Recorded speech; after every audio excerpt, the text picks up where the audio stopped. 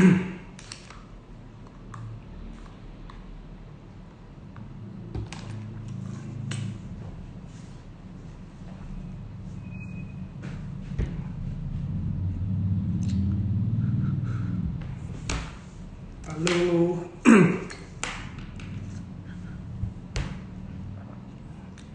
Halo.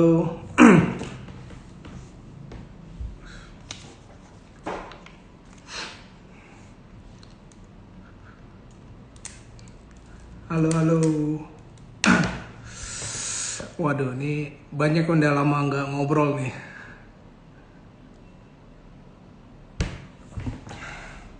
Apa kabar semuanya?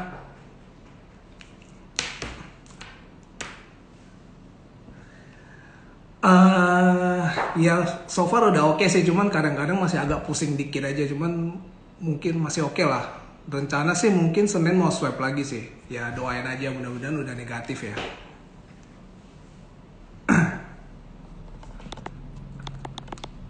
Oke. Halo, halo.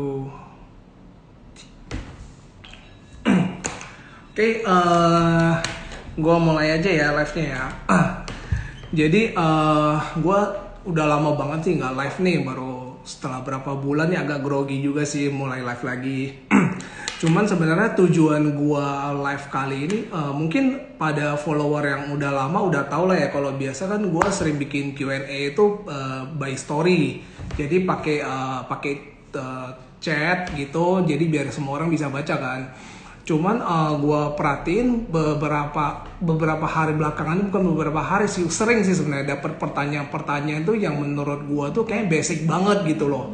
Dan basic banget, terus gue jadi ada kesimpulan kayaknya masih banyak orang tuh masih belum paham gitu loh. Maksudnya dia pengen usaha, pengen bisnis, cuman masih ngeblank sama sekali gimana sih, apa sih harus dilakuin kalau kita mau jadi businessman gitu loh. Nah makanya gue pikir oh ya udah gue coba bikin live aja, jadi biar bisa ada dua arah juga dan gue bisa jelasinnya juga lebih enak karena kan by verbal gitu loh, dibanding gue harus ketik capek-capek lagi kan. Nah makanya gue coba live aja, gue coba jelasin. Dan ini sih gue dapet tadinya sih gue planning gue akan ke depan akan sering live. Soalnya kan gue ada bagi dua nih, maksudnya ada dua topik. Pertama tuh topik mungkin untuk orang yang bener-bener basic banget, yang masih belum ngerti nih apa aja sih step-stepnya kalau atau apa aja sih yang perlu di-concern kalau misalnya kita mau jadi businessman gitu loh. Nah itu topik pertama. Mungkin nextnya topik yang agak lebih berat tuh kayak misalkan kalau orang mau expansion bisnis. Karena gue ada terima banyak pertanyaan juga. Kok ini kan misalkan kok gue disuruh lanjutin usaha bokap nih, usaha orang tua, cuma kan gue nggak ngerti nih bisnisnya kayak gimana. Terus sekarang gue bingung karena sekarang kompetitornya banyak, terus harga nggak bersaing, gue mesti gimana gini-gini. Nah maksudnya next topiknya itu yang lebih berat tuh gue pengen bahas itu yang lebih berat. Jadi mungkin gue bisa share dengan pengalaman gue bisa share ke kalian, mungkin kalian bisa dapat solusi juga untuk kendala kalian. Ya walaupun ya gue nggak bilang apa yang gue share ini 100% bener ya, karena ya gue juga berkecimpung di dunia bisnis juga baru jalan 5 tahun gitu loh. Cuman so far ya apa yang kita jalanin, kendala-kendala kita sih kita ketemuin, so far sih solve sih masalahnya gitu ya. Poinnya adalah ya kalau memang kalian rasa itu bermanfaat kalian pakai, kalau nggak bermanfaat ya nggak usah diikutin gitu, simple ya. Oke, gue coba perkenalan dulu awal-awal. Mungkin masih banyak yang belum tahu gue lagi. Nama gue Andi, dan gue sekarang ada running beberapa bisnis. Dan bisnis tuh ada yang bergerak di bidang freight forwarder atau logistik. Itu yang sering gue share ke kalian untuk gimana cara untuk menjadi eksportir. Karena eksportir itu kan peluangnya masih gede banget, dan kalian juga masih bisa dapat opportunity itu gitu loh, dan pemainnya juga masih belum terlalu banyak gitu. Nah salah satunya bergerak di bidang forwarding, terus ada lagi bergerak di bidang sistem accounting, terus ada lagi di software house, ada di distribution company gitu, kita jual barang-barang material building. Nah, terus ada lagi kita ada modern outlet juga. Terus kita juga nanti ke project tahun ini kita mau bikin bukan mau bikin, mau franchising pabrik tandon kita. Karena memang udah berjalan beberapa tahun dan udah ada hasil, kita coba mau franchise. Terus ada juga pet shop, itu kita rencana mau di franchising juga. Sekarang kita lagi godok untuk konsepnya seperti itu. Nah, dan ada bisnis yang lain-lain lagi yang kecil-kecil lah. Nah, jadi di sini sebenarnya tujuannya gue cuma mau nge-share aja ke kalian, mudah-mudahan apa yang gue share bermanfaat untuk kalian gitu. Nah, terus ada juga yang kemarin ada juga yang nanya, kok emang usaha Koko segede apa sih, valuasinya udah berapa segala macam. Nah, terus terang kalau untuk valuasi gue juga ya nggak enak lah yang ngomong, gue juga nggak gitu ngerti lah hitung valuasi ya. Cuman ada yang bilang sih kalau cara hitung valuasi perusahaan tuh ya 5 kali dari revenue perusahaan gitu loh. Cuman ya balik lagi kan tergantung bisnisnya, bisnis apa juga dan prospek kedepannya apa gitu. Cuma kalau yang pasti sih bisnis perusahaan kita ini, grup kita ini ya ada beberapa yang udah revenue di atas 100 M juga gitu loh. Dan masih berkembang terus. Nah, oke. Terus ada yang nanya juga, kok awal-awal mula gua start bisnis tuh kayak gimana? Nah, ini gua bener-bener gua flashback lagi cerita yang pernah gua share sebelumnya. Nah, jadi kalau misalkan untuk jadi businessman menurut gua itu susah-susah gampang ya. Nah, kalau lu mau jadi businessman pastinya lu mesti ada sense of business, itu udah pasti gitu. Dan gua akui kalau diri gua sendiri, gua memang dari gua SD juga, bahkan SD gua udah punya mindset gua harus jadi businessman gitu loh. Nah, itu gimana ceritanya gue bisa mulai bisnis, yaitu berawal dari gue kan pindahan dari Medan. Pas kuliah gue pindah ke Jakarta, di situ bokap gue usaha bangkrut, akhirnya di sini coba lagi usaha Jakarta, akhirnya bangkrut lagi, akhirnya gue mulai dari nol kerja sama orang. Waktu itu gue nggak muluk-muluk lah, gue yang penting bisa bertahan hidup aja gitu. Nah, cuman di situ juga tanggung jawab gue gede. Gue harus jadi tulang punggung keluarga, terus gue sambil kuliah sambil kerja juga. Nah, waktu itu gue nggak muluk-muluk juga. Gue sebenarnya nggak ada mimpi mau jadi pengusaha sukses gimana gitu, nggak. Karena gue tahu gue nggak ada duit, gue nggak ada koneksi, gue juga dibilang pinter banget juga nggak. Ya, cuman ya gue bertekad, gue rajin sama gue jujur itu aja sih. Nah, cuman di dalam hati gue paling dalam, gue memang pengen jadi businessman. Makanya dulu gua setiap kali gua ada penghasilan itu gua tabung, gua nggak pernah beli aset. Nah, sampai akhir-akhir gua beli aset paling beli mobil, itu aja. Cuman sebelumnya gua nggak pernah beli aset, gua nggak pernah beli apartemen atau apapun gua nggak beli. Karena apa? Karena gua memang udah ada kayak otak bisnis, gua pengen tuh saving dulu duit. Jadi gua pengen bisnis tapi gua nggak tahu mau bisnis apa. Jadi gue saving dulu itu duit. Jadi kalau tiba-tiba gue bisa dapat opportunity atau dapat peluang bisnis, gue pasti bisa pakai uang itu untuk modal. Nah, tapi kalau kalian bayangin kalau pada saat itu gue beli apartemen, gue cicil bayar tiap bulan, itu otomatis pada saat peluangnya datang, gue juga nggak ada duit untuk usaha gitu loh. Nah, jadi makanya kalau dibilang untuk jadi businessman ya lu harus ada sense of business lo gitu loh. Nah, itu udah gue terapin jauh-jauh sebelum gue ada opportunity itu gue udah terapin gitu. Even pas nyokap gue ada jual aset di Medan, terus gue beli rumah di Jakarta, itu juga gue pilihnya ruko. Gue nggak mau pilih rumah karena ruko bisa buat kantor, bisa buat usaha gitu loh. Memang dari awal itu gue udah berpikir begitu gitu. Jadi ya kalau kalian yang mau jadi businessman ya kalian harus dari awal itu kalian udah harus terapin di otak kalian apa yang harus kalian lakukan gitu loh. Nah, jadi start dari situ gue dapat peluang, akhirnya gue kerja di perusahaan forwarding selama 7 tahun, akhirnya gue punya kesempatan itu gue buka sendiri gitu loh. Nah, gue buka sendiri, dari situ berkembang biak terus. Kebetulan yang jalanin sistem accounting itu kan engkau gue yang jalanin. Tapi itu juga sama, itu kan bisnis jasa ya. Nah, jadi pada dasarnya semua bisnis gini nih gue jalan bareng sama engkau gue, ada partner gue juga gitu. Nah, jadi start dari SGI ini beranak pinak lah kita ke bisnis-bisnis yang lain sampai dengan hari ini. Hari ini juga gue lupa sih ada berapa perusahaan sih, cuma lebih kurang 8 atau 10 ya, gue nggak tahu sih. Dan total karyawan kita juga lebih kurang ada 200 karyawan sampai dengan saat ini, hanya dalam less than 5 tahun sih gitu. Nah jadi kalau ada juga yang nanya juga, kok emang modal awalnya gimana? Nah gue udah jelasin juga sebelumnya. Ya modal awalnya yaitu gue saving, dan itu saving juga sebenarnya nggak banyak saving gue. Saving gue bener-bener itu buat beli keperluan kantor aja, kayak buat beli meja, komputer, ngurus legalitas segala macam, itu juga udah habis gitu loh. Sisanya ya udah kebetulan gue ada aset, gue jaminan aset keluarga, gue buat bisnis gitu.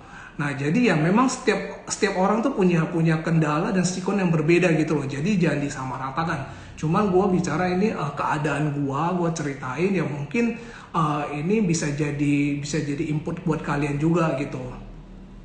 Nah terus ada yang nanya juga. Nah hal paling penting dalam memulai bisnis itu apa? Ya baik lagi, gue sangat mementingkan trust. Image itu penting banget. Itu karena itu gue dari dulu gue kerja, gue selalu benar jaga image gue, karena gue nggak tahu mungkin hari ini gue ketemu orang yang saya mungkin dia di bawah gue, tapi someday besok bisa dia di atas gue gitu loh.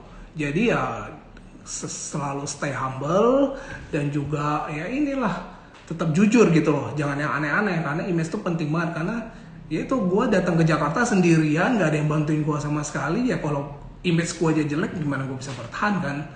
Nah gitu. Nah terus mengenai mindset nih, nah itu kan tadi gue ceritain tuh keadaan gue pada saat awal-awal gimana, terus gue gimana bisa start bisnis. Nah ini yang gue mau coba transfer ke kalian gitu. Untuk kalian yang mau coba jalanin bisnis, coba kalian punya mindset businessman gitu loh.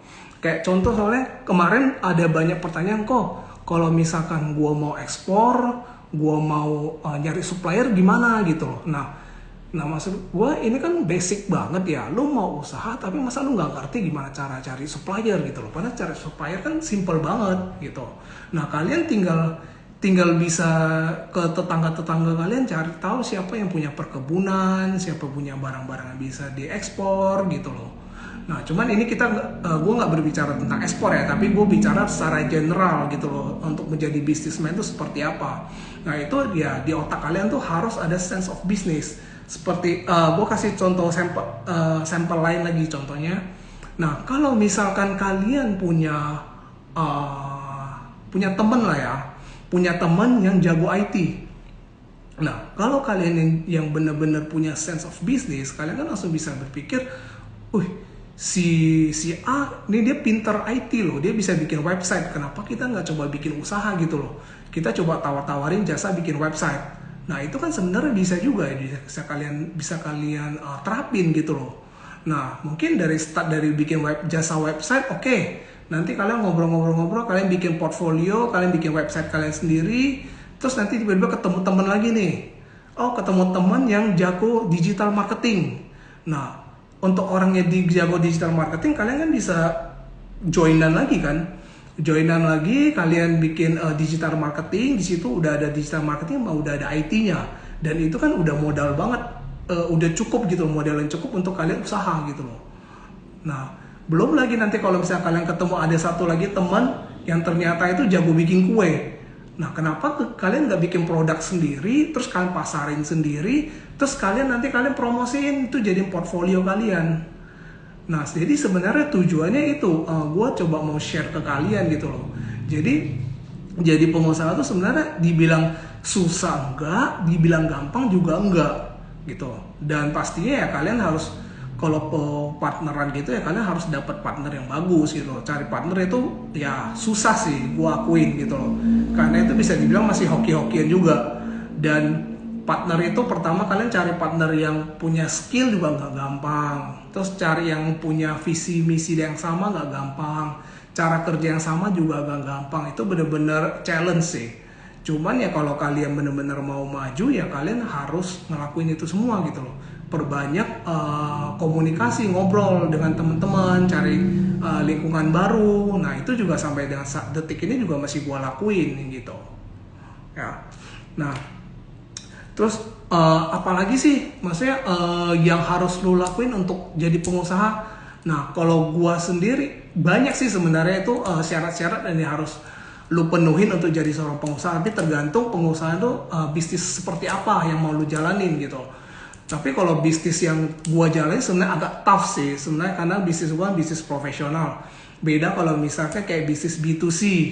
B2C yang benar-benar cuman kayak e-commerce, jualan di marketplace itu kan lebih simpel. Jadi kalian cuman fokus di promosinya gimana, strategi marketingnya gimana. Nah, kalau gua B2B itu lebih berat karena gua berhadapan dengan corporate. Nah, kayak salah satu syarat untuk lu menjadi businessman lagi ya menurut gua itu lu harus ambisius. Nah, kalau gue sendiri, gue termasuk orang yang sangat ambisius sebenarnya. Nah, cuman ya ambisius bukannya sembarangan ambisius juga. Cuman gue tahu apa yang harus gue lakuin dan apa yang harus gue capai dalam waktu tertentu. Gue udah ada time frame gue sendiri gitu loh. Misalkan dalam 1 tahun gue harus begini, 2 tahun, tahun ke-5 gue harus begini, tahun ke-10 gue harus begini. Nah, itu harus lo orang lakuin, karena kalau lu mau hire orang untuk kerja sama lo tapi visi misi lu sendiri nggak jelas, ya nggak akan ada orang mau kerja sama lo. Ya mungkin ada, tapi orang itu ya bukan orang yang bener-bener yang smart gitu loh. Itu orang-orang yang ya ada kerja bagus, nggak ada ya udah gitu loh. Tapi bayangin kalau misalkan orang yang bener-bener smart gitu loh, apakah dia mau kerja sama bos yang nggak ada visi misinya, yang nggak jelas gitu loh. Yang penting ya hidup segan mati tak mampu. Yang banyak loh perusahaan tuh yang udah 20-30 tahun tapi perusahaan masih begitu-begitu aja. Banyak banget. Nah, makanya itu kita sebagai business owner itu mesti banyak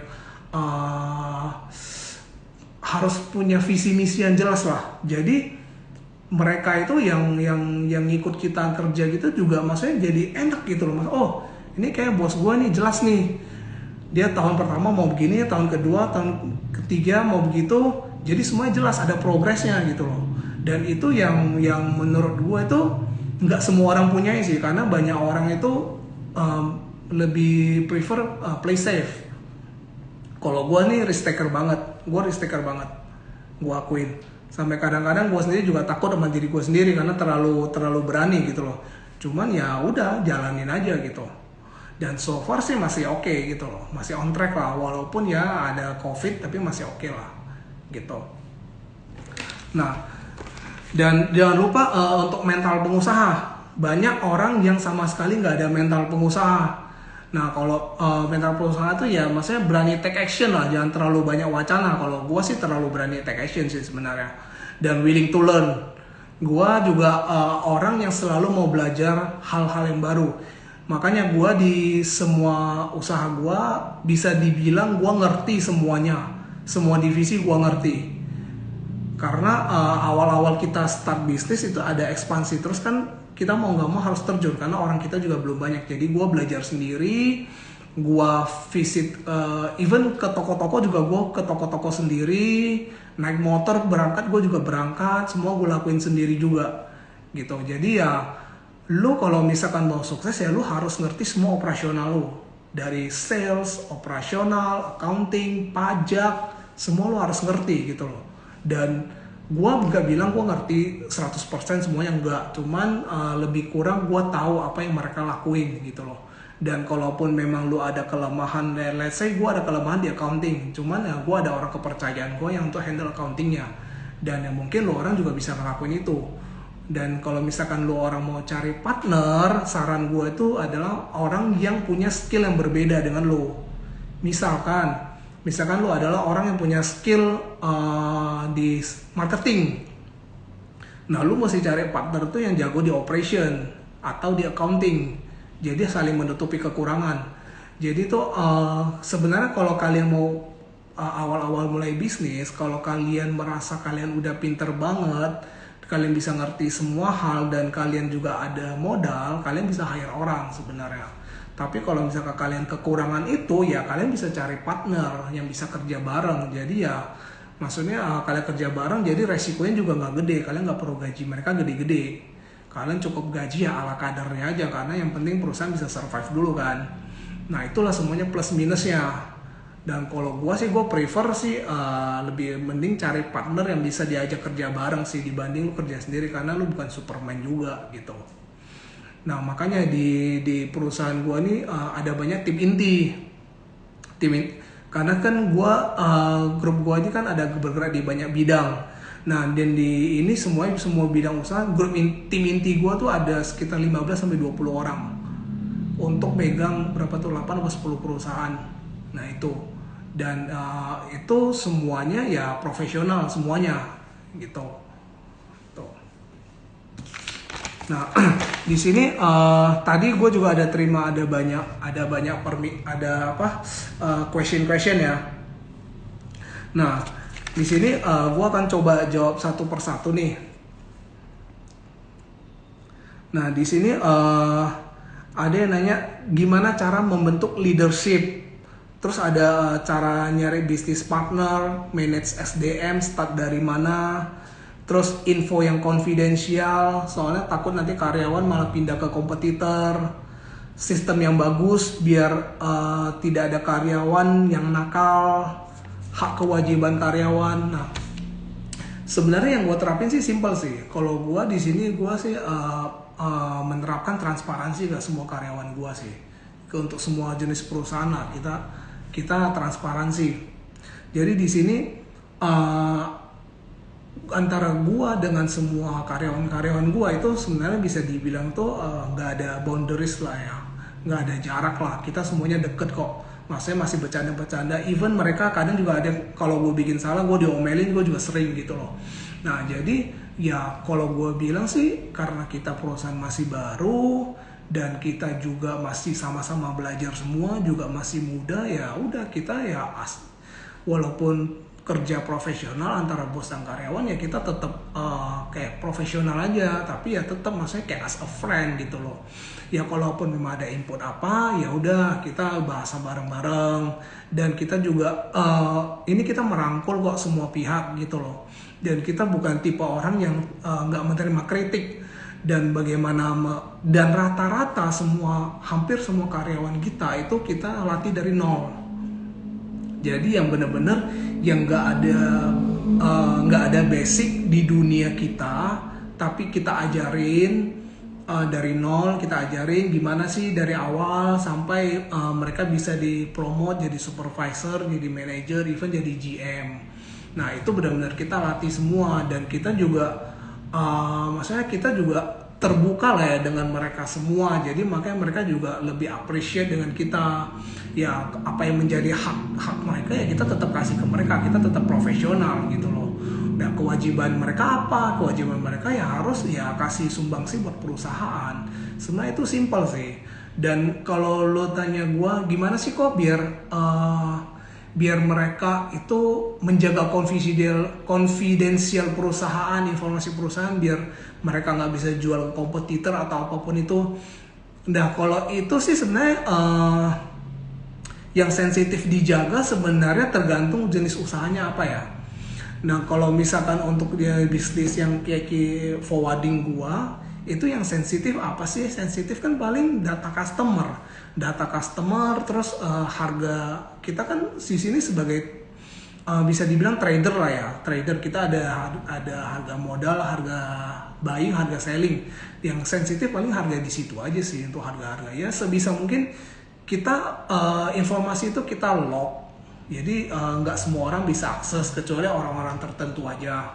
Nah jadi ya di luar itu ya kita nggak bisa kontrol terlalu banyak juga gitu loh. Kayak misalkan ada sales yang resign, dia tahu customer kita siapa aja, terus dia pindah ke kompetitor, dia follow up to customer, ya kita juga nggak bisa kontrol sampai segitunya. Nggak mungkin dia di satu kantor nggak mungkin dia nggak tahu dong customer kita siapa aja kan. Nah itu sebenarnya ya tipsnya juga agak susah sih. Cuman kalau gue bilang ya selama kita bisa berlaku fair sama semua karyawan kita, ya pada dasarnya semua orang baik kok. Ya kalau kita baik sama mereka, apa mungkin mereka mau ngehancurin kita? Ya walaupun ada kemungkinan itu, cuman kemungkinan itu kecil gitu loh. Ya kalau gue sih tetap stay positif aja gitu loh. Gitu. Nah, terus untuk SDM gimana? Yaitu kita semuanya start ngelatih dari nol semuanya. Jadi itu beda lah. Kalau misalkan lu hijack orang dengan orang yang lu latih dari nol itu semuanya beda. Karena kalau lu ngelatih dari nol berarti setiap perusahaan tuh punya style kerjanya masing-masing.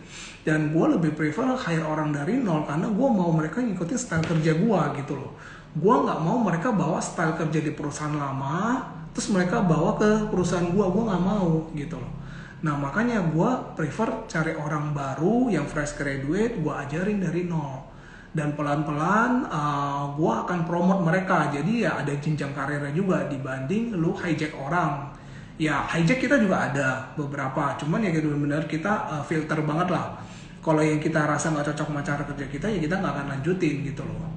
Nah jadi ya baik lagi hal-hal kayak gini ya gue susah kasih ngajarinnya, cuman itu adalah contoh yang apa yang kita jalanin selama ini dan itu cukup berhasil sampai dengan saat ini ya tim inti kita udah ada 15-20 orang gitu loh. Itu yang bener-bener tangan kanan tangan kiri kita semua gitu loh untuk megang masing-masing perusahaan gitu. Nah kalau membentuk leadership ya itu juga sama. Gua pribadi gua nggak ada mentor sama sekali. Gua semuanya belajar otodidak, gua belajar sendiri. Nah cuman gue dulu sering ngeliat bos gue lah ya, gue kan ada atasan juga, maksudnya gimana cara dia ngehandle karyawan, cara komunikasi, kalau dia ada masalah gimana, nah itu yang gue pelajari secara diam-diam gitu loh. Dan ya gue juga belajar otodidak, jadi begitu pada saat gue start bisnis gue sendiri ya udah, gue langsung praktekin gitu loh. Dan yang bersyukur ya lumayan berhasil gitu sampai dengan detik ini. Dan itu juga yang gue terapin ke semua karyawan-karyawan gue. Karyawan gue yang gue promote juga itu pelan-pelan yang mau gue promote gue ajarin juga. Maksudnya ini loh kalau misalkan kalian mau jadi leader kalian harus begini. Nah itu yang gue coba ajarin ke mereka semua gitu loh. Ya nggak 100% berhasil, cuma so far oke gitu loh. Karena semua kan butuh belajar kan, even gue juga masih belajar gitu loh gitu. Nah terus untuk sistem yang bagus kayak gimana? Nah gue ada banyak bisnis dan rata-rata itu bisa dibilang sudah lumayan autopilot ya, makanya gue bisa aktif juga di sosmed gitu loh. Nah karena kan operasional semua udah ada yang ngerjain, dan caranya gimana? Caranya sebenarnya nggak susah-susah banget sih ya. Kalau gue bilang itu untuk lu bikin sebuah perusahaan jadi autopilot ya lu mesti ada dua hal. Pertama, lu mesti ada sistem yang bagus untuk mengkontrol itu semua. Itu pertama. Yang kedua ya lu mesti ada SDM yang bagus. Nah SDM itu bang ya lu harus ngelatih sendiri gitu loh. Lu cari siapa orang-orang yang berpotensial dan lu latih untuk jadi seorang leader, dan itu ya orang jadi tangan kanan lu. Dan kalau misalnya kedepannya lu mau ada strategi apa gitu, lu tinggal kasih tahu mereka ya eksekusi gitu loh. Jadi kita di sini tetap yang menentukan strateginya, tapi yang jalannya eksekusi itu mereka gitu. Jadi ya mungkin agak ribet ya kalau orang yang nggak ngerti sistem, mungkin agak bingung ya gimana sih cara nerapin sistem gitu loh. Cuman untuk tiap-tiap perusahaan itu punya sistemnya masing-masing gitu, SOP-nya masing-masing beda-beda gitu, jadi nggak bisa disamain. Kalau gue bilang karena kita kebanyakan perusahaan jasa itu lebih susah dikontrol dibanding kayak pabrik yang ada produknya. Kalau produk kan lebih gampang, tinggal lu cuman kontrol bahan baku, produksi udah sesuai produksi apa belum, jumlah produksinya, audit udah gitu doang kan. Nah tapi kalau misalnya lu perusahaan jasa itu susah banget dikontrol sih. Cuman ya itu pun kita berhasil gitu loh, kita lakuin juga gitu. Nah kalau terus next, nah terus ada lagi nanya apa yang membuat gua terjun jadi businessman? Ya itulah, karena memang gua dari dulu udah pengen jadi businessman gitu loh. Karena gue bisa cuma itu doang, yang lain gue nggak bisa lagi. Nah untuk untuk gaji dan karyawan awal-awal pada saat masih buka, nah itu balik lagi tergantung dengan kondisi kita masing-masing.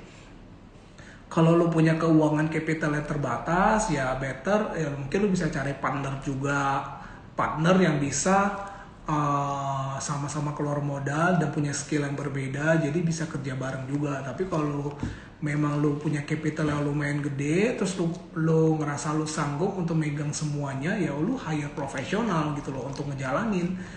Nah, karena itu semuanya plus minus. Kalau misalkan lu pakai partner, resiko lu kecil, tapi kalau misalnya lu berhasil, lu dapetnya juga lebih kecil kan. Karena lu kan harus share dengan partner yang lain. Tapi kalau misalkan lu jalanin sendiri, ya resiko lu gede. Kalau gagal ya lu semua duit yang rugi duit lu sendiri gitu loh. Tapi kalau berhasil ya lu dapat semuanya gitu loh. Jadi semuanya plus minus sih, tergantung sikon masing-masing lah gitu. Nah terus next cara di sini nanya kalau kita mau usaha perlu mentor atau enggak gitu loh.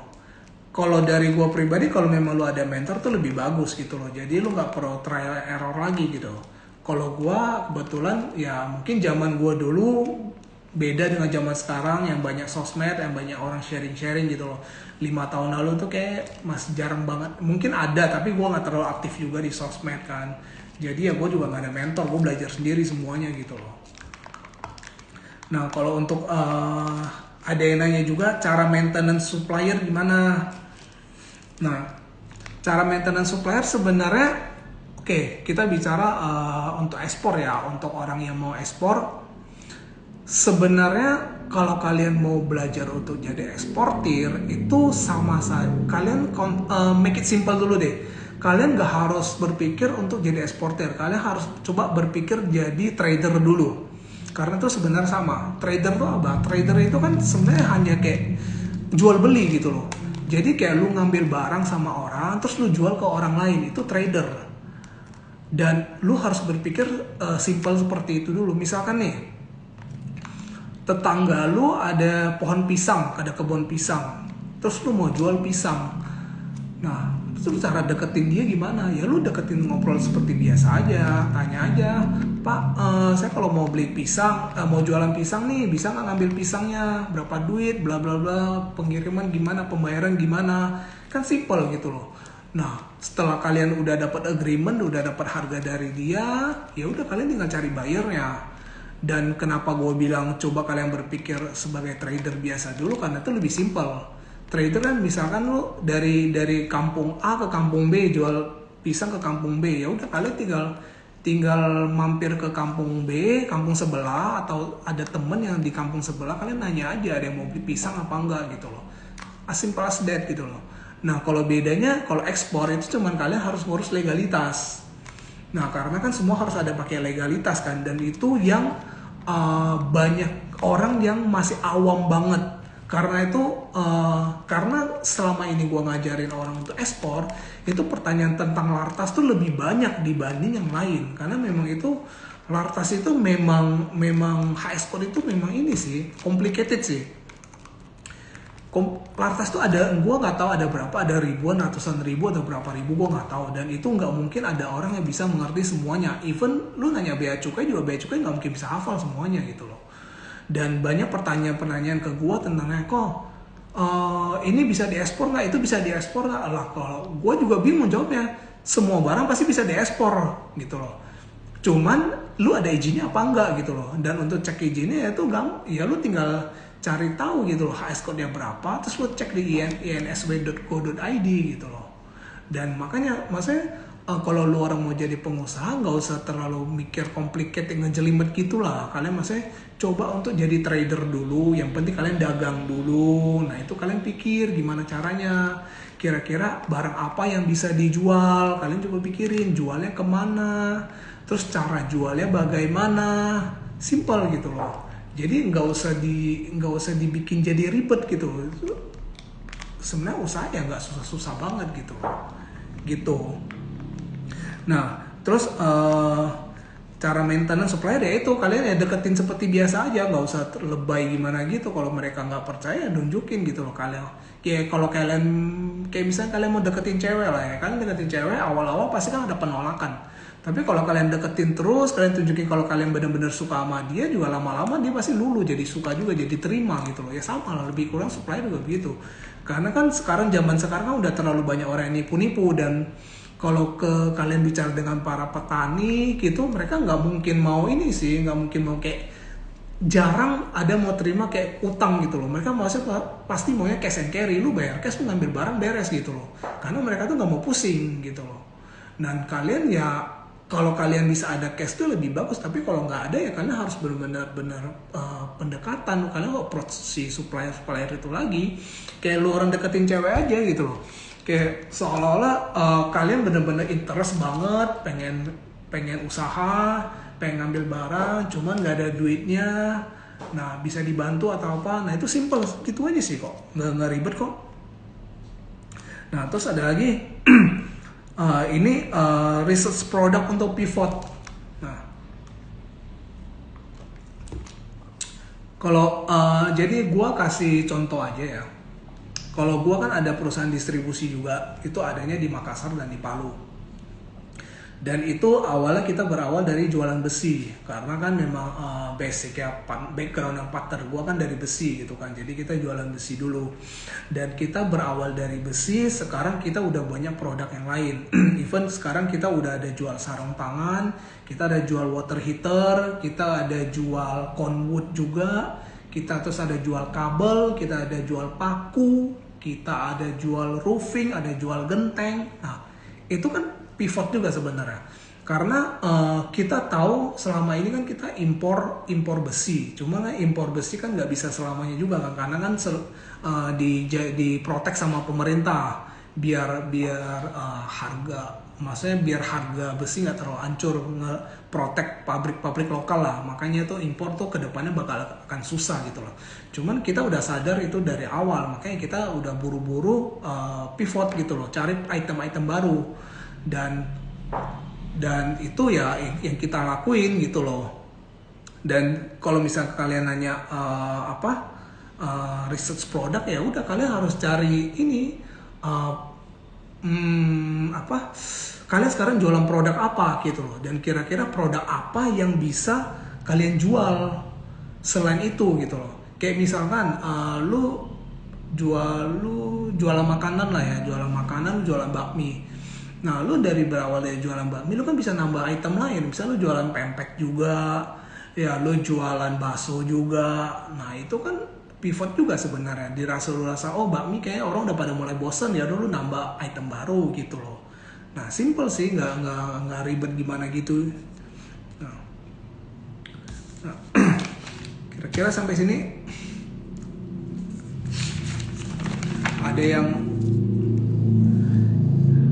Nah, terus ini ya, tantangan lain juga kalau untuk expansion. Nah, untuk teman-teman yang mau expansion bisnis juga, kalau misalkan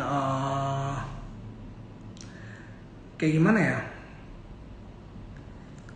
lu mau expansion bisnis, otomatis lu nggak bisa running satu bisnis itu lu jalannya sendiri, nggak mungkin bisa gitu loh. Dan lu harus bisa punya tentara, lu harus bangun tentara lu sendiri gitu loh. Ibaratnya yang sekarang gua lakuin sekarang. Nah, kayak misalkan lu mau ikut perang, apakah mungkin dengan satu jenderal lu bisa menangin perang? Nggak mungkin kan. Lu pasti harus ada banyak jenderal-jenderal yang lain, jenderal bintang 3, 2, 1, terus komandan segala macam. Nah, itu loh. Nah, lu kalau misalkan untuk teman-teman yang mau expansion bisnis, ya lu mesti bikin struktur perusahaan lu lebih jelas gitu loh. Manajer-manajer lu siapa aja, dan itu lu latih semuanya gitu loh. Ya. Nah, itu juga sebenarnya gua lakuin sekarang juga, dan itu kita berlanjut terus sih, karena kita kan ekspansi terus kan. Jadi itu kita lakuin terus juga gitu. Iya. Ya. Oke, itu question yang gue terima, lebih kurang yang itulah ya, yang udah gue jawab juga semuanya. Nah, kira-kira kalau dari sini ada yang mau nanya lagi nggak ya? Gue coba. Iya, ntar di save kok.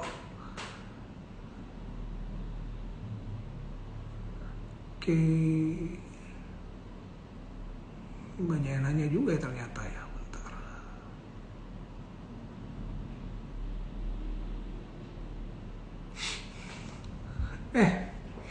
Pak Brennan. Apa kabar Pak?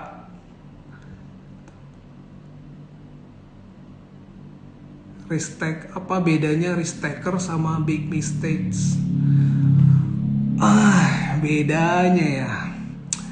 Kalau menurut gua sih ya, namanya kita pengusaha, kita bisnis ya, pasti kan ada risk yang perlu kita ambil lah ya.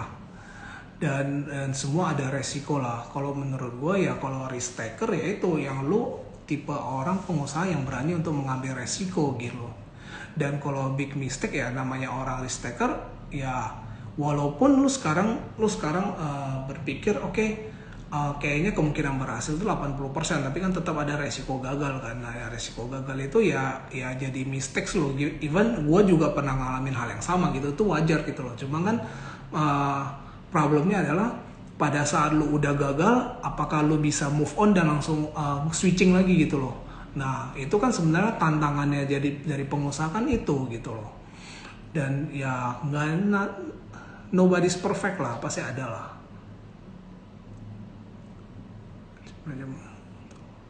Untuk awal mulai bisnis, divisi apa aja sih kok yang dibutuhin? Tergantung sih bisnis lo apa ya. Kalau gua dari bisnis forwarding ya, forwarding itu pasti itu paling penting adalah operasional. Operasional lu tuh harus kenceng banget gitu loh. Nah, jadi awal mula gua start ini, gua cuma start dari 3 orang. Temen gue sebagai operasional, satu lagi kurir. Gue aja start dari 3 orang itu. Dan itu di situ juga karena gue tadinya basic adalah sales, akhirnya gue harus belajar operasional juga. Makanya gue bisa dibilang kita tuh selama setengah tahun pertama kita sama sekali nggak nyales. Kita benar-benar fokus di operasional. Karena kita adalah bisnis jasa, jadi operasional kita tuh benar-benar harus kuat gitu loh. Even gue berani bilang, even untuk bisnis forwarding tuh operasional tuh sangat penting banget, dan divisi kita ada banyak. Dan untuk SGI sendiri aja masuk tahun keempat itu baru mulai agak oke. Tim kita baru mulai agak solid karena kita kan banyak turnover kita juga cepet, banyak lah ya. Jadi udah masuk ternyata nggak sesuai ekspektasi, ganti, dan itu kita juga expand divisi terus. Kita di sini ada untuk forwarding kita ada divisi sales, ada operasional, ada PPJK, ada logistik, ada finance, ada accounting, ada pajak. Nah, jadi itu banyak divisinya, dan itu ya kita build ya setiap tahun tuh pasti ada progres gitu loh. Dan itu ya lu buka satu divisi, lu mesti cari orang yang oke untuk ngejalanin itu tuh nggak gampang. Karena sambil lu cari orang, sambil lu bikin SOP-nya. Jadi itu bener-bener gak gampang sih. Jadi kalau nanya gua, kalau mau bisnis paling bagus tuh apa? Tergantung bisnis lu apa. Tapi kalau lu bisnis lu cuman kayak ngambil keripik terus lu jual di marketplace, ya itu kan gampang. Itu kan berarti yang penting lu punya tim marketing yang jago gitu loh. Karena operasionalnya simple. Tapi kalau kayak perusahaan distribusi gua juga itu operasional tuh mesti kuat gitu loh. Karena itu yang kuat itu mesti dari perusahaan operasional, karena itu banyak stok kita itu ada ribuan item, dan itu mesti lo audit tiap bulan. Dan lu bayangin kalau misalnya operasional gudang lu nggak kuat, itu ya pasti berantakan semuanya, banyak barang hilang, dicolong-colongin. Nah, makanya operasional itu harus penting banget gitu loh. Tapi di samping itu ya lu nggak boleh ngesampingin sales, karena lu nggak ada sales lu operation kuat nggak ada sales juga percuma, nggak ada jualan gitu loh. Jadi ya semuanya penting kalau menurut gua gitu. Makanya lu untuk start satu bisnis ya lu mesti punya tim yang solid gitu loh. Tim yang kuat di bagian business development, bagian operasional, dan bagian tim audit juga gitu loh. Karena itu 3 tim itu yang paling penting gitu. Ibarat kayak lu kuat di operasional dan kuat di sales, tapi lu nggak ada orang yang ngerti sistem untuk ngaudit gitu loh. Itu percuma gitu loh. Karena kita di sini bicara semuanya by data. Kita di sini sistem udah online semua. Jadi kalau nggak ada orang bisa menganalisa, kita nggak tahu nih apa yang kurang dari perusahaan kita gitu. Nah itu makanya itu penting banget. Tuh. Oke, terus Kalau B2B gimana cara dapat klien? Kebanyakan mereka kan sudah ada langganan ya. Ya, itu benar. Maka tapi balik lagi tergantung bisnis lo apa. Bisnis kita semuanya B2B, tapi so far kita kendala pasti ada, tapi kita masih bisa menangin lah market. Even untuk bisnis forwarding sendiri, kita kan bisnis forwarding kan bisnis jasa ya. Makanya gue di sini sangat-sangat menekankan tuh service. Kalau ada customer yang mau banting-bantingan harga di luar, gue sih nyerah sih. Gue nggak mau banting-bantingan harga di luar. Untuk apa gitu loh? Kita ini bisnis jasa. Kita fair-fairan aja lah ngomong lah. Semua orang tuh butuh digaji. Lu mau dapetin karyawan yang qualified, lu mesti gaji yang maksudnya yang make sense dong, yang sesuai dengan kapasitas mereka. Lu nggak mungkin bayar gaji orang 3 juta, tapi lu expect orang yang punya kemampuan skill 7 juta. Nggak mungkin gitu loh. Nah, makanya gue di sini sangat menekankan service. Kalau dapat customer yang bener-bener mau harga murah, ya gue mundur gitu loh, nggak ada gunanya gitu loh. Makanya gue selektif banget pilih customer juga. Jadi customer yang bener-bener mau service bagus, lu boleh cari gue gitu loh. Tapi kalau cari yang murah, lu cari orang lain aja gitu. Karena gue bisnis jasa. Ya kalau orang bilang gue sombong, ya bener gue sombong gitu loh. Ya karena duit gue juga limited, gue bukan unlimited gitu loh. Kalau sekarang bapak gue Sandiaga Uno sih gue enak, duit gue banyak, gue gak masalah kan. Customer mau profit 100 ribu 1 juta gue ambil semua gak masalah. Tapi karena ya duit gue juga limited, ya gue pilih-pilih customer dong. Ngapain gue kerjain customer yang ribet tapi gak ada profitnya buat apaan gitu loh. Jadi cara dapetin klien ya tergantung, maksudnya bisnis lu bisnis apa. Karena bisnis gue jasa, ya gue pasti jasa gue bener-bener gue kasih itu bener-bener plus gitu loh. Even lu kalau udah pakai jasa gua, lu pasti bisa tidur nyenyak, pasti semuanya beres gitu loh. Dan lu kalau ke orang lain belum tentu itu lu bisa dapetin, karena ya kalau kita jasa ya itu bener-bener sangat sensitif gitu. Dan semuanya harus bisa komunikasinya bagus. Kalau komunikasi jelek itu udah bahaya gitu. Dan begitu juga kalau kita yang perusahaan yang di distribution company juga sama. Itu kita juga awalnya kita tuh benar-benar jaga banget kualitas kita, karena kualitas kita barang impor itu dengan lokal itu kualitas beda jauh banget gitu loh. Cuma by the time karena kita impor juga udah susah, ya udah kita sekarang ya karena nama kita udah dikenal juga, service kita bagus, komunikasi kita bagus segala macam, ya sekarang kita udah ada customer tetap dan bisa dibilang di Makassar kita lumayan udah ada nama lah ya situ. Jadi ya trik-triknya tuh beda-beda semuanya gitu. Ya tadi save kok. Kok gimana yakini investor? Yakini investor sebenarnya jujur sampai dengan detik ini kita belum pakai investor sama sekali. Semua masih duit sendiri semuanya. Cuma kalau ngeyakinin investor sih sebenarnya nggak susah sih kalau gue bilang. Karena zaman sekarang tuh banyak orang yang punya banyak duit tapi nggak tahu mau diapain.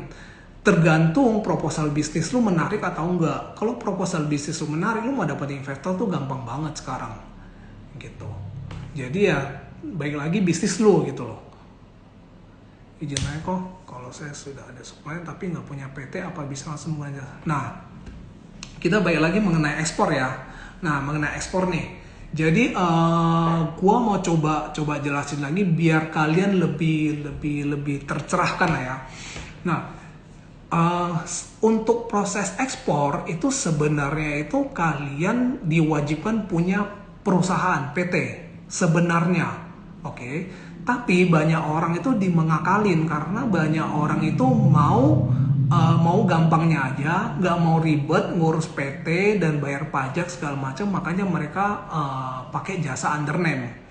Dan itu sebenarnya ya mau dibilang ilegal juga enggak, itu masih diperbolehkan dan sangat umum di dunia ekspor. Nah, cuman yang jadi kendala adalah kalau misalkan kalian pakai undername, yang jadi pertanyaan gua, si buyer kalian kan misalkan nih, oke, kalian eksportir adalah PTA.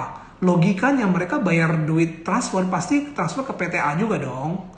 Nah, tapi karena kalian pakai undername, berarti kan si penerima uang dari buyer itu nggak bisa pakai PT si undername kan, kecuali kalau kalian percaya sama dia, oke lah ya. Cuma menurut gue itu sangat beresiko sih. Even banyak orang yang menawarkan gua, misalkan pakai jasa undername gua, terus pakai rekening PT gua, gitu. Gua balikin ke mereka, lu yakin percaya sama gua gitu, itu duit ratusan juta loh gitu loh. Yang mendingan lu orang pikirin baik-baik lah gitu.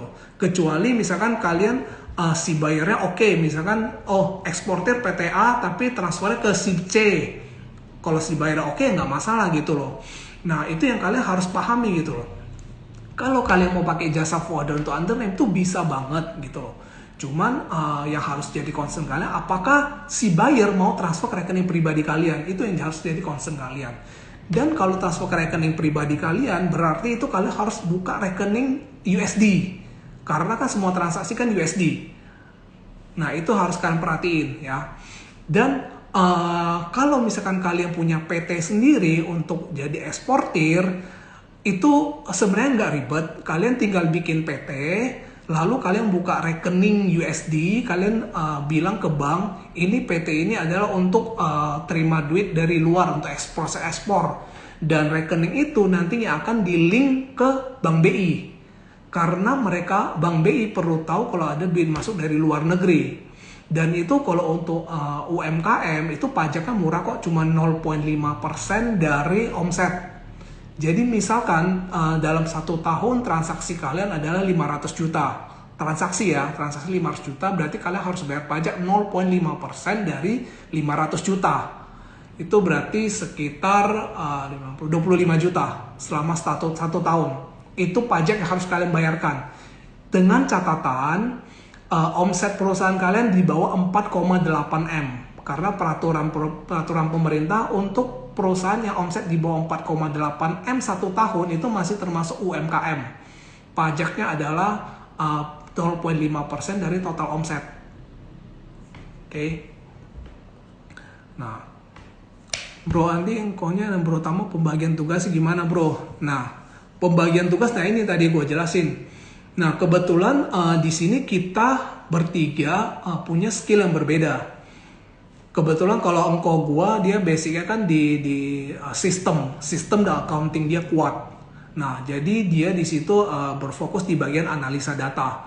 Dia yang menentukan SOP untuk sistem kita. Jadi misalkan si A nanti yang input ini, si B ini, si C ini, dia yang menentukan semuanya, dia yang ngatur patternnya seperti apa. Nanti mereka staff-staff kita yang eksekusi, yang dia bagian menginput. Nah, engkau gue spesialisasinya di situ dan dia di pajak dia juga ngerti gitu. Kebetulan gue strongnya di operation. Jadi gue yang berhubungan dengan operation itu gue yang in charge, gue yang kontrol semuanya.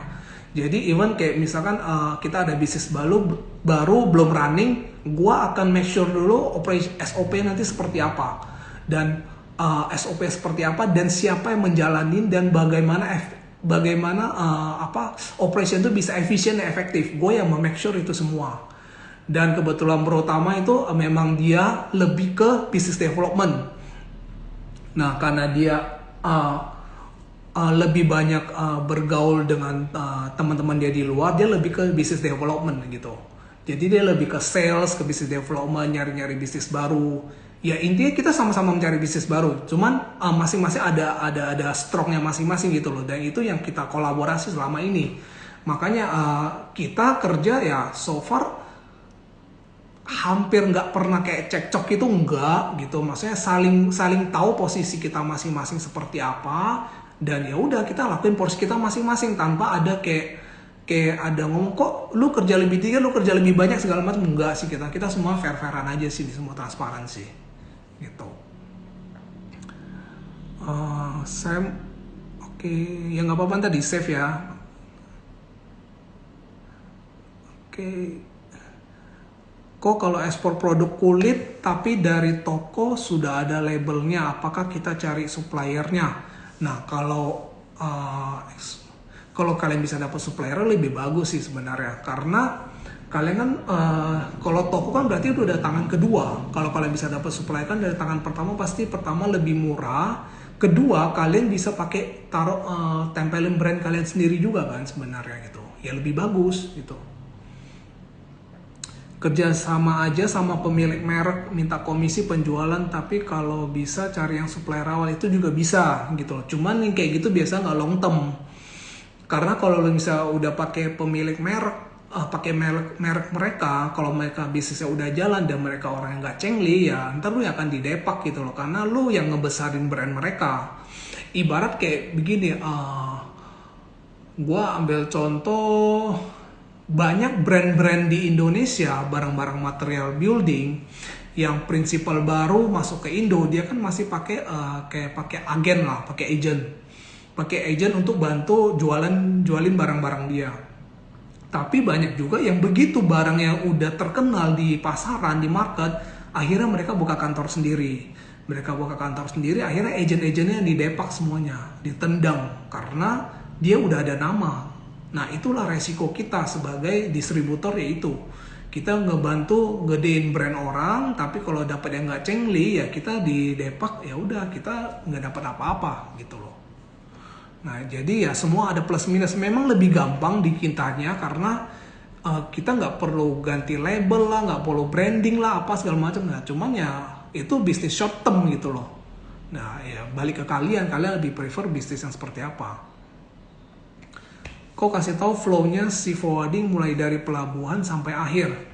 Oke, kita bicara ekspor ya. Sebenarnya simple sih. Kalau kita bicara ekspor kontainer itu semuanya ada di depo itu ya tempat penitipan kontainer. Jadi sebenarnya stepnya itu kita harus dapetin DO dulu, delivery order dari pelayaran. DO itu nanti kita pakai untuk ngambil kontainer kosong. Nah, ngambil kontainer kosong di depo, setelah itu kontainer dibawa ke gudang atau pabrik untuk dimuat barangnya.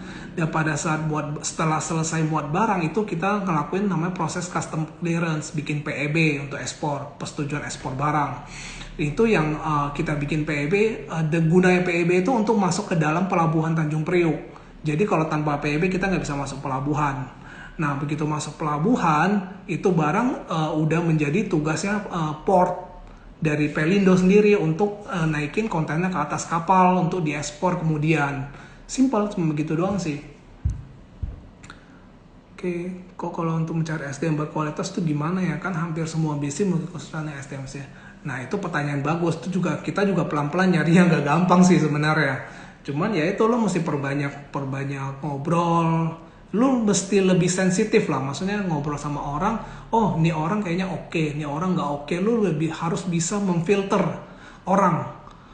Nah, karena kalau kebetulan gue kalau ngobrol sama orang lebih kurang bisa tahu lah karakter orang. Oh, ini si A kayak lebih begini, ini lebih keras kepala, kayak ini lebih pintar, kayak ini lebih licik. Nah, itu gue lebih kurang ada sense-nya lah gitu. Nah, lu harus ngelatih skill itu gitu. Tuh ya gue juga bingung gimana ngajarinnya karena gue juga ngerti sendiri gitu loh.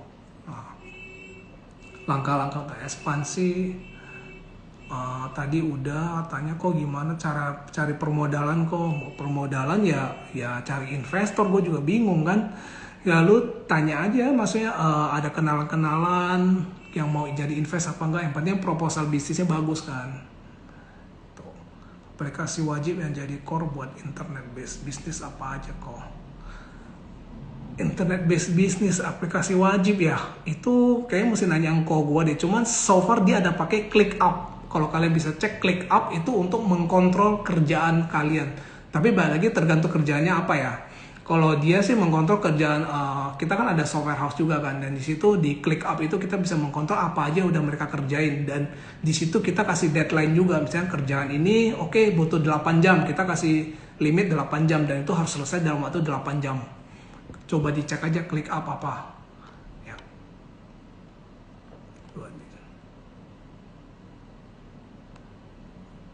Oke.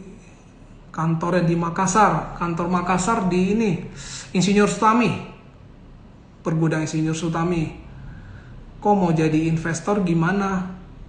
Maksudnya apa nih? Nanya gue jadi investor. Mau invest di gue nggak kok? Bangke, ini temen gue nih. Surya. Kalau mau minimalkan bad debt gimana kok? Soalnya bisa kok tahu. Bener. Nah, bad debt ini juga sebenarnya masih jadi momok buat kita ya. Cuman so far sih kita harus track history dari mereka semua sih. So far kita juga masih gambling, masih raba-raba lah ya. Tapi beruntungnya sih bad debt kita masih belum terlalu parah sih. Even sampai dengan detik ini cuman paling 1% atau 2% doang, kita masih kecil banget lah gitu. Dan itu ya lu mesti cari tahu informasi history mereka seperti apa. Anyway, ini udah 1 jam guys. Kalau nanti ada pertanyaan lagi mungkin next gue bisa bikin lagi ya live seperti ini, jadi bisa tanya jawab juga. Atau mungkin nanti kalau ada interest, ada yang punya clubhouse, mungkin di clubhouse juga lebih seru soalnya bisa ada 2 arah juga. Kalau ini kan by chat aja kan ya. Oke, save kalau gitu guys, thank you semua ya, nanti di save kok ya. Oke, dah, thank you.